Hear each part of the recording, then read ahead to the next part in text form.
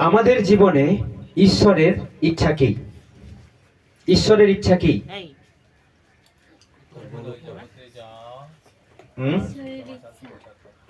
ঈশ্বরের ইচ্ছা হচ্ছে একটা মানুষ যেন বিনষ্ট না হয়, সকল মানুষ যেন। আমাদেরকে ঈশ্বর কেন এই পৃথিবীতে পাঠিয়েছে? গরু খাওয়ার জন্য? হ্যাঁ, গৌরব গরু খাওয়ার জন্য। আচ্ছা, আমাদেরকে ঈশ্বর কেন পাঠিয়েছে এই জগতে?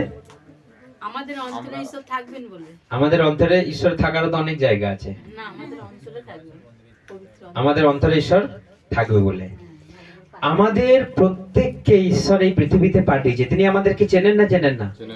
হ্যাঁ, শাস্ত্র বলছে আমরা যখন মায়ের গর্ভে একটু একটু একটু করে বড় হচ্ছি তখন থেকে তিনি আমাদের জানেন। তাহলে কেন আমরা পৃথিবীতে এসেছি, জন্মেছি, কি করছি আমরা? আমাদের কাজটা কি পৃথিবীতে জন্ম লাভ করে? কি কাজ? তোমরা যাও ফলে ফলবন্ত হও। তোমরা যাও আর ফলে ফলবন্ত হও। ফলে ফলবন্ত হও। আমরা কি আমাদের জীবনে ঈশ্বরের ইচ্ছা পূর্ণ করতে পারছি? হ্যাঁ, পারছি না, কিন্তু ঈশ্বরের ইচ্ছা আমাদের জীবনে পূর্ণ করবার জন্য চেষ্টা করছি। আমাদের জীবনে ঈশ্বরের ইচ্ছা আছে, আমাদেরও ব্যক্তিগত ইচ্ছা আছে। আপনার ব্যক্তিগত ইচ্ছা কি? আপনি কি করতে চান এই পৃথিবীতে জন্মে? কি করার ইচ্ছা আছে? ডাক্তারি? প্রভুকে জানার পর প্রভুর পথে চলার ইচ্ছা আছে। প্রভুর পথে চলার ইচ্ছা আছে, কিন্তু সবার তো প্রভুর পথে চলার ইচ্ছা আছে, প্রভুর জন্য কিছু করার ইচ্ছা নাই। হ্যাঁ, আপনার প্রত্যেকে বলুন ব্যক্তিগত ইচ্ছা কি? আপনার ব্যক্তিগত ইচ্ছা কি? আপনার কি করতে ইচ্ছা হয় সারাটা জীবনটাকে নিয়ে? আপনি কি করতে চান? প্রভুর কথা মানুষকে বলতে চাই। প্রভুর কথা মানুষকে বলতে, সুখ পাই, শান্তি পাই, স্বামী ছেলে নিয়ে ভালো করে ঘর করতে পারবো। আচ্ছা, কারণ লোভ না লালসা করব না, ঝগড়া করব না, গন্ডগোল করব না। আমরা আমাদের জীবনে আমাদের ইচ্ছাটা কি সেটাকে আগে ঠিক করতে হবে। যে আমি সারা জীবন সন্তান লালন পালন করব, আমার নাতি নাতনিদের পালন করব, এই করতে করতে মরে যাব না, প্রভুকেও আমি ডাকবো। পুনাতে সবাই শুনতে পাচ্ছেন? আমাদের জীবনে ঈশ্বরের একটা ইচ্ছা আছে, আমাদেরও একটা ব্যক্তিগত পার্সোনালি ইচ্ছা আছে। তাহলে আমাদের ইচ্ছা আর আমাদের জীবনে প্রভুর ইচ্ছা যদি মিলে যায় তাহলে আমাদের জীবন সাকসেসফুল। হালেলুয়া। কেন ঈশ্বর আমাদেরকে পাঠিয়েছে এটা আমাদেরকে জানতে হবে। কেন মানুষ জন্ম লাভ করেছি, কেন তিনি আমাদেরকে পাঠালেন, কেন আমাদেরকে তার প্রতিমূর্তিতে আমাদেরকে বানালেন। যাও তুমি, তোমাকে আমি চিনি, তোমাকে আমি জানি, তোমাকে মায়ের গর্ভ থেকে আমি তোমাকে চিনি, তোমার নাম আমি জানি। এ কি করে সম্ভব? হ্যাঁ, কিন্তু তিনি বলছেন আমি তোমাকে চিনি, আমি তোমাকে জানি। তাহলে যিনি আমাকে পাঠালেন চেনেন জানেন, তাহলে আমি জগতে এসে তাকে ভুলে গেলাম। আমি জগতে এসে তার ইচ্ছা কি ভুলে গেলাম। আমি জগতে এসে কোন পথে যাব আমি ভুলে গেলাম। সেই জন্য আমাদেরকে এখানে আজকে সিদ্ধান্ত নিতে হবে, ঠিক করতে হবে আমাদের জীবনে ঈশ্বরের ইচ্ছা কি। আমরা কি করলে ঈশ্বর খুশি হবে? আমরা কি করলে ঈশ্বর খুশি হবে? আমরা কি সারা জীবন সংসার করলে ঈশ্বর খুশি হবে? হ্যাঁ, আমাদের সংসার করার সাথে সাথে ঈশ্বরের আজ্ঞা পালন করতে হবে। দেখুন, এই জগতে ঈশ্বরের একটা দর্শন আছে। এই জগৎকে নিয়ে ঈশ্বর একটা দর্শন আছে। ঈশ্বরের দর্শন কি?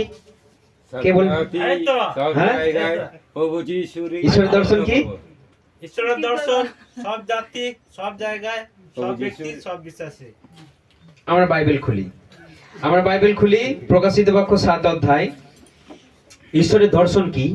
আজকে আমাদেরকে জীবনটাকে ক্লিয়ার করতে হবে, জীবনটাকে আমাদের বুঝতে হবে। ঈশ্বরের দর্শন কি, ঈশ্বরের ইচ্ছা কি, আর আমাদের ইচ্ছা কি।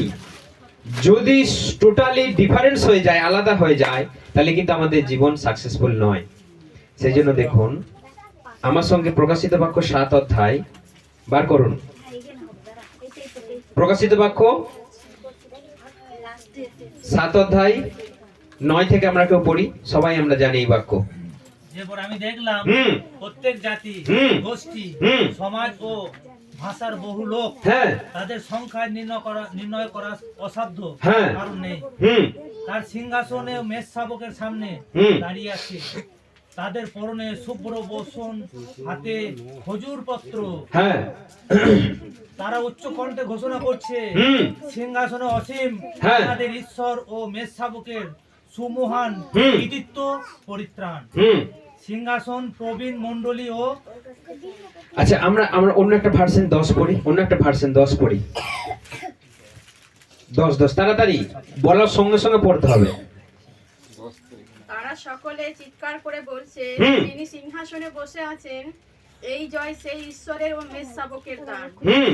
সমস্ত স্বর্গদূত সিংহাসনের ঠিক আছে, ঠিক আছে, আমরা একটুখানি পেছিয়ে যাই, 9 থেকে পড়ুন, 9 থেকে। এরপর আমি দেখলাম হুম। প্রত্যেক জাতির, প্রত্যেক বংশের এবং প্রত্যেক গোষ্ঠী ও ভাষার অগণিত লোক হুম। সেই সিংহাসন ও মেষ শাবকের সামনে এসে তারা দাঁড়িয়ে দাঁড়িয়ে আছে। হালেলুয়া। যখন দেখছেন দর্শন যে ঈশ্বরের সম্মুখে, সিংহাসনের সম্মুখে কারা দাঁড়িয়ে আছে? সমস্ত জাতি, বলুন সমস্ত জাতি, সমস্ত বংশের, সমস্ত ভাষার অগণিত লোক ঈশ্বরের মেষ শাবকের সিংহাসনের সম্মুখে দাঁড়িয়ে আছে। তারা কি করছে? তারা কি করছে? সেখানে 10 লেখা আছে, কি পড়ুন? তারা সকলে চিৎকার করে বলছে, তারা সকলে চিৎকার করে বলছে, যিনি সিংহাসনে বসে আছেন, যিনি সিংহাসনে বসে আছেন, এই জয় এই জয় সেই ঈশ্বরের ও মেষ শাবকের সেই দান। ঈশ্বরেরও মেষ শাবকের দান। Hallelujah, hallelujah. তাহলে ঈশ্বরের দর্শন কি? ঈশ্বরের দর্শন এই জগতে যে সমস্ত ভাষার লোক বাস করছে, যে সমস্ত জাতের লোক বাস করছে, যে সমস্ত গোষ্ঠীর লোক বাস করছে, যে সমস্ত ধর্মের লোক বাস করছে, সকলে যেন ঈশ্বরের কাছে পৌঁছায়। হালেলুয়া। আপনার এলাকার মধ্যে কোন ধর্মের, কোন জাত, কোন বংশের লোক এখনো যিশুর নাম ধরে ডাকেনে, আপনার কাজ হলো তাকে গিয়ে বলা, আপনার জন্য যিশু মরেছে, আপনার জন্য ঈশ্বরের পুত্র এই জগতে এলেন আর আপনার পাপের প্রায়শ্চিত্ত করলেন। হালেলুয়া। তা না হলে ঈশ্বরের এই দর্শন আমাদের জীবনে পূর্ণ হবে না। আমাদের কাজ তাদেরকে গিয়ে বলা ঈশ্বরের দর্শন কি? সমস্ত জাতি, সমস্ত ভাষা, সমস্ত ধর্মের লোক, সমস্ত জাতির লোক যেন ঈশ্বরের কাছে পৌঁছায়। কিন্তু আমরা এখানে কটা জাতির লোক আছি? আমরা যদি এক এক করে ধরে জাতের নাম উল্লেখ করি, আমরা যদি এক এক করে ভাষাগুলোকে গণনা করি, তাহলে দেখা যাবে আমরা অল্প কটা জাতের লোক, অল্প কটা ধর্মের লোক, অল্প কটা বংশের লোক, অল্প কটা ভাষার লোক আমরা এখানে বসে আছি। কিন্তু ঈশ্বরের দর্শন কি? ঈশ্বর কি বোঝাতে চাইছেন আমাদেরকে? যেন সমস্ত জাতের, ভাষার, ধর্মের লোক যেন স্বর্গে পৌঁছায়। আর এটা পৌঁছানোর দায়িত্ব কার? আমাদের। আপনার আর আমার। বলুন এটা আমার। পাশের জনের হাত ধরে বলুন, আমার। পাশের জনের হাত ধরুন, বলুন এই দায়িত্ব আপনার। যেন সমস্ত জাতির লোক, ভাষার লোক, ধর্মের লোক যেন স্বর্গে পৌঁছতে পারে। এই কাজটা কাকে করতে হবে? আপনাকে করতে হবে। হালেলুয়া। ফোনেতে সবাই শুনতে পাচ্ছেন? ঈশ্বরের ইচ্ছা, এটা ঈশ্বরের দর্শন। এরপর ঈশ্বরের ইচ্ছা আমি বলবো। এটা বললাম ঈশ্বরের দর্শন। ঈশ্বরের দর্শন, ঈশ্বর কিভাবে এই জগৎকে দেখতে চায়, ঈশ্বর স্বর্গে কি রকম দেখতে চায়, কোন ধরনের লোকদের দেখতে চায়, এটা হচ্ছে ঈশ্বরের দর্শন। এখন ঈশ্বরের ইচ্ছা কি? 2 পিতর বার করুন। 2 পিতর, 2-3টে বই চ্যাপ্টার উল্টান। 2 পিতর, 2 পিতর 3:9 পড়ুন কেউ একজন জোরে জোরে। মন্দের পরিবর্তে মন্দ করো না, অথবা অপমান করলে অপমান ফিরিয়ে দিও না। 3:9 2 পিতর আচ্ছা, 3:9 2 পিতর 3:9। প্রভু তার প্রতিশ্রুতি পূরণে বিলম্ব করেন না। হ্যাঁ, যদিও কেউ কেউ একথা মনে করে, তোমাদের প্রতি অসীম তার ধৈর্য, তার ইচ্ছা নয় যে কেউ ধ্বংস হয়ে যাবে। দেখুন প্রথমটা আরেকবার আমরা পড়ি, 8-9 প্রথম লাইনটা। প্রভু তার প্রতিশ্রুতি পূরণে বিলম্ব করেন না। প্রভু তার প্রতিশ্রুতি পূরণ করতে দেরি করবেন না। হালেলুয়া। হালেলুয়া। তিনি যেটা বলেছেন, তিনি যেটা করতে যাচ্ছেন সেটা দেরি হবে না। তারপর কি লেখা আছে? যদিও কেউ কেউ এ কথা মনে করে, যদিও কেউ কেউ এই কথা মনে করে, তোমার প্রতি অসীম তার ধৈর্য। তোমার প্রতি অসীম তার। ধৈর্য। আপনি যিশুকে অস্বীকার করছেন, আপনি যিশুকে মানতে চাইছেন না, আপনি তার অনুসারীদেরকে আপনি ধমকাচ্ছেন, চমকাচ্ছেন, আপনি উৎপাত করছেন, আপনি অত্যাচার করছেন, আপনি বাধা বিঘ্ন তৈরি করছেন, কিন্তু আপনার জন্যই প্রভু যিশু কি করছেন? ধৈর্য ধরে বসে আছেন। আজকে যে তার নামে নিন্দা করছে, আজকে যে তাকে দেখতে পাচ্ছে না, আজকে যে তার কাজকে বিকৃত করছে, আজকে যে তার কাজকে থামানোর চেষ্টা করছে, উস্কানি তুলছে, অশান্তি তৈরি করার চেষ্টা করছে, সেই লোকটার প্রতি যীশু খ্রিস্ট কি বলছে? আমি অপেক্ষা করছি, ধৈর্য ধরে বসে আছি, কবে তোমার পরিবর্তন আমি দেখব, কবে আমি তোমাকে তোমার মুখ দিয়ে শুনতে চাইবো, প্রভু আমি পাপী। হালেলুয়া।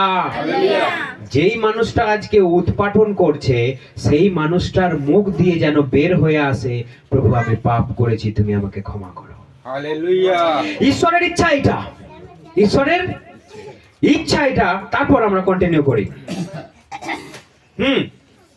তার ইচ্ছা নয় যে কেউ ধ্বংস হোক। হ্যাঁ, তার ইচ্ছা নয় যে কেউ ধ্বংস হোক, কেউ যেন ধ্বংস না হয়। ঈশ্বরের ইচ্ছা দেখুন, যে তাকে নিন্দা করছে, তার নামে থুথু দিচ্ছে, ঈশ্বরের ইচ্ছা সেও যেন বিনষ্ট না হয়, নরকে যেন না যায়। তারপর কি লেখা আছে?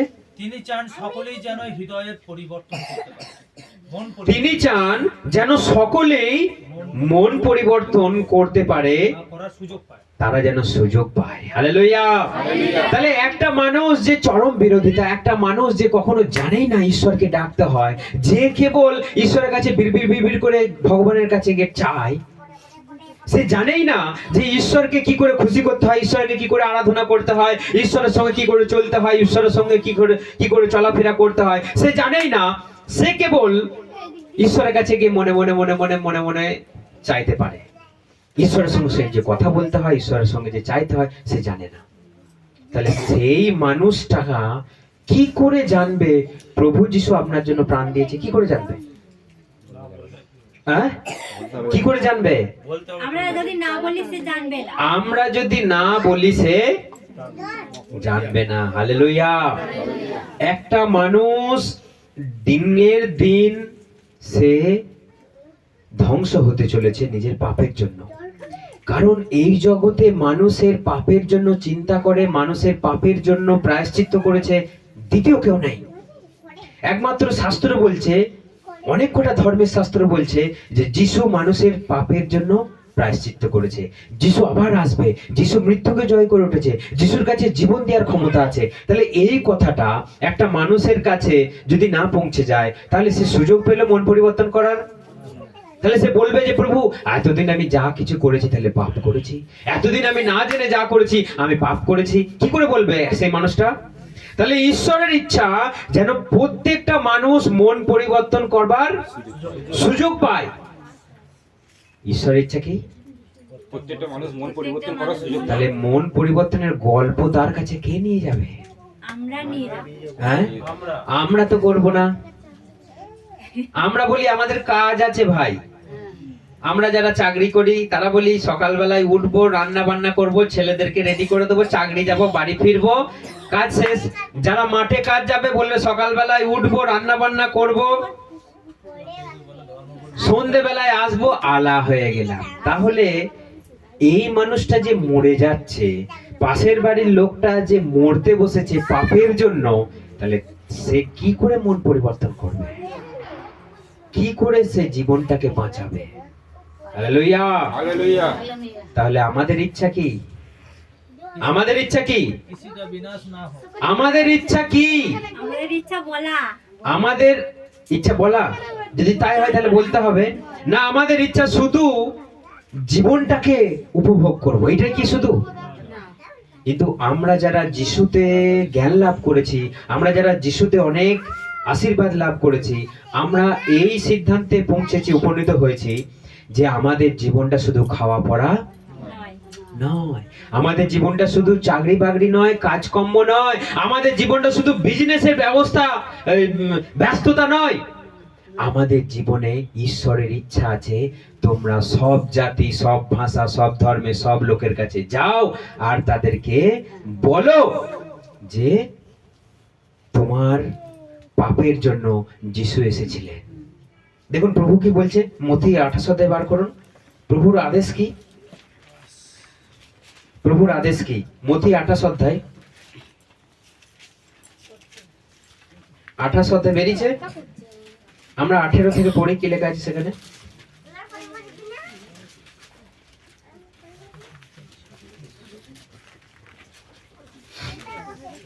তখন যিশু কাছে এসে তাদের বললেন, স্বর্গে ও পৃথিবীতে পূর্ণ ক্ষমতা কর্তৃত্ব আমাকে দেওয়া হয়েছে। হ্যাঁ, তাই তোমরা যাও, তোমরা গিয়ে সকল জাতির মানুষকে আমার শিষ্য করো। তোমরা যাও আর সকল কি লেখা আছে? তোমরা গিয়ে সকল জাতির মানুষকে সকল জাতির মানুষকে আমার শিষ্য করো। আমার শিষ্য করো। কি করো? আমার শিষ্য করো। প্রভু আদেশ। প্রভুর আদেশ কি আপনার জীবনে? প্রভুর আদেশ কি? এই তো সকল মানুষরা যাও, সকল জাতির কাছে তোমরা যাও আর তাদেরকে আমি তোমাদের যা শিক্ষা দিয়েছি সেই শিক্ষা দাও আর তাদেরকে শিষ্য বানাও। হালেলুয়া। প্রভুর ইচ্ছা কি? প্রভুর ইচ্ছা আমি বলেছি কি? সকল জাতি, সকল মানুষ। যাও সকল প্রভুর ইচ্ছা আমি কি বলেছি? প্রভুর ইচ্ছা সকলের কাছে গিয়ে তুমি বলো যেন মন পরিবর্তন করতে সুযোগ পায়। প্রভুর দর্শন কি? সব জাতি, সব ধর্মে, সব ভাষার লোককে যেতে হবে সেখানে। প্রভুর আদেশ কি? প্রভুর আদেশ সকলের কাছে তুমি যাও আর আমার শিক্ষা তাদেরকে দাও আর তাদেরকে শিষ্য তৈরি করো। হালেলুয়া। এখন বলুন আপনার ইচ্ছা কি? শুধুই জেল লাগানো? ইয়েস আর নো? শুধুই কি আমরা ব্যবসা চালিয়ে যাব? শুধুই কি খাবার জন্য আমরা টাকা রোজগার করে যাব? শুধুই সোনা জমাবো? হ্যাঁ, শুধুই কি আমাদের জীবনটাকে উপভোগ করব, অ্যাশ করব, বিলাসিতা? প্রভু বলছে ঠিক তাদেরকে যারা কেবল এখানেই সুখ ভোগ করতে এলো, এখানেই। ঠিক তাদেরকে যারা কেবল এখানেই সুখ ভোগ করতে এলো। তার মানে প্রভুর ব্যবস্থা আরো আছে, কারণ শুধু এখানেই, আরো তো এক জায়গায় আছে, সেখানেও সুখ ভোগ করা যায়। হালেলুয়া। তাহলে প্রভু তাদেরকে ধিক্কার জানাচ্ছে যারা কেবল এখানেই সুখ ভোগ করতে এলো। আমরা বুঝে উঠতে পারছি না, এটা সত্যি করি, যে সেখানে গিয়ে কি সুখ আছে, সেখানে গিয়ে কি বিলাসিতা আছে, সেখানে কিভাবে আমরা জীবন বিতাবো বুঝতে পারছি আমরা? কেউ বুঝতে পারছি না। কিন্তু প্রভু বলছেন যে চোখ দেখেনে, যে অন্তর চিন্তা করেনে, কখনো ভাবেনে, সেইরাম ব্যবস্থা তোমাদের জন্য আমি করে রেখেছি। হালেলুয়া। কিন্তু আমরা বুঝতে পারি না, আমরা হৃদয়ঙ্গম করতে পারি না এটা। আমরা মনে করি যা এখানে পেলাম না সব গেল, জীবনে আর কিছুই পেলাম না। কিন্তু জীবনে এর থেকেও মজা, আনন্দ, ফুর্তি সেখানে আছে। হালেলুয়া। বাইবেল বলছে তুমি যদি আমাকে একবার দেখতে পাও তাহলে তুমি সবকিছু ভুলে যাবে। পৃথিবীর ব্যাপার স্যাপার, পৃথিবীর ব্যাপার স্যাপার সব তুমি ভুলে যাবে। সেই জন্য আমাদেরকে একটা জিনিস মাথায় রাখতে হবে, আমাদের ইচ্ছাটাকে, আমাদের ডিজায়ার, আমাদের যে ইচ্ছা সেটাকে আজকে ঠিক করতে হবে। যদি আমরা ঈশ্বরের জন্য, ঈশ্বর যে উদ্দেশ্যে আমাদেরকে পৃথিবীতে পাঠিয়েছে, যদি করতে না পারি তাহলে কেন জন্মালাম? কেন ঈশ্বর আমাদেরকে বড় করলেন? কেন আমাদেরকে জ্ঞান দিলেন? কেন আমাদেরকে টাকা পয়সা জুগিয়ে দিলেন? কেউ বলছে আমার টাকা নাই, আমি পারছি না। কেউ বলছে আমার এত টাকা, আমার অনেক ব্যবসা আছে, আমি আর কি করবে? একজনা বলছে আমার অভাব, আমার টাকা রোজগার করতেই আমার দিন চালাতেই আমার ব্যস্ত, আমি প্রভুর কাজে যেতে পারছি না। আর কেউ বলছে আমার এত ব্যস্ততা, আমার ওখানে ব্যবসা, অমুক জায়গায় যেতে হবে, তমুক জায়গায় যেতে হবে, তাহলে আমি কখন করব প্রভুর কাজ? সেই জন্য প্রভুর ইচ্ছা আস্তে আস্তে কি হয়ে যাচ্ছে, থেমে যাচ্ছে। মানুষ পরিত্রাণটাকে হারিয়ে ফেলছে, মানুষ পরিত্রাণটাকে হারিয়ে ফেলছে। আজকে আমাদেরকে একটা দৃঢ় সিদ্ধান্ত নিতে হবে, যদি আমরা একটা মানুষকেও যদি সুসমাচার দিতে না পারি, একটা মানুষকেও যদি প্রভুর কথা বলতে না পারি, স্বর্গ নরকের কথা বলতে না পারি, পাপ অধার্মিকতার কথা যদি বলতে না পারি, নরকের কথা স্বর্গের কথা যদি বলতে না পারি, আমাদের জন্মই বেকার। Hallelujah, hallelujah. আমাদের জন্মটা যেন বেকার না হয়ে যায়, সেই জন্য প্রভু আপনাকে সংসার দিলেন। সংসার করো, সংসার ছাড়া মানুষ বাঁচতে পারে না। কিন্তু সংসারের পরও একটা কাজ দিলেন। কি কাজ? একটা মানুষকে হলেও তুমি বলো। শুধু তো একটা মানুষ আমাদের পাড়াতে নেই, আমাদের গ্রামে নেই, আমাদের জেলাতে নেই, আছে কি না? আর শুধু দু একটা মানুষই জানে না এমন নয়, অনেক অসংখ্য মানুষ আছে যারা প্রভুকে চেনেই না। ওটা আবার কি, ওটা কি করতে হয়? বাপরে বাপরে, যার দয়ায় আমরা স্বর্গে যেতে পারি, যার দয়া ছাড়া আমরা স্বর্গে যেতে পারি না, সেই মানুষটা সেই ঈশ্বরকে চিনল না। এটা কার দোষ? আমাদের দোষ। বলুন, এটা আমার দোষ। তাহলে এই দোষটাকে কাটাতে গেলে কি করতে হবে? আমাদেরকে বেরোতে হবে। হালেলুয়া।